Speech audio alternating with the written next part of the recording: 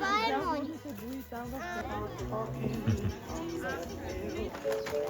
Ще взема. Сега какво правим? Ами там трябва една софетка.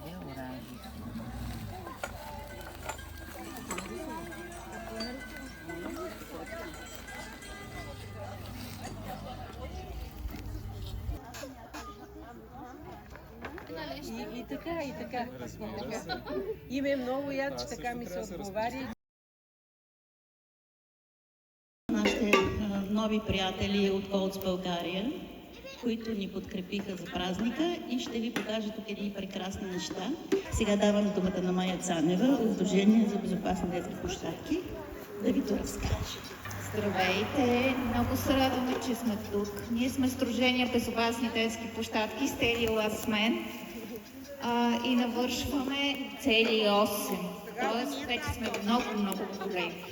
И тъй като това ни е първият рожден ден извън София, решихме да е в село Бобораци, при Гери, при вашето прекрасно читалище, с което се запознахме тази година покрай инициативата за учене на открито. Изключително ви благодарим за гостоприемството, за прекрасното място, за атмосферата, за вкусната храна.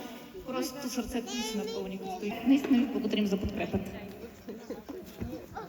Ние благодарим, че можем да се включиме и най-вече да благодаря на Яна Алексиева, която е човек в Колц България,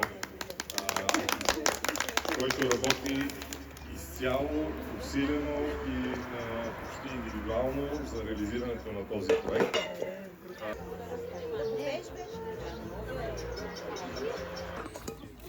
Отгоре се връзва с тази. Ще ви дам първа група, които са картите. Предвидили сме. Като целта е с екипна работа.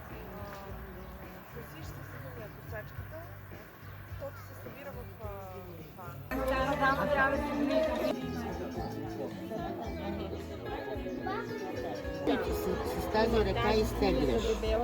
Нищо. Така, с тази ръка шиеш, с тази придържаш. Само тук. Супер сте!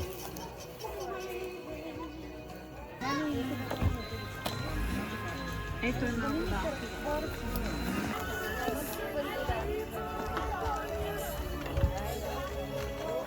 Слава, мама! Така. Прави ми едно хубаво. Не, аз не се... Ами, по-скоро са ние боите. А, да.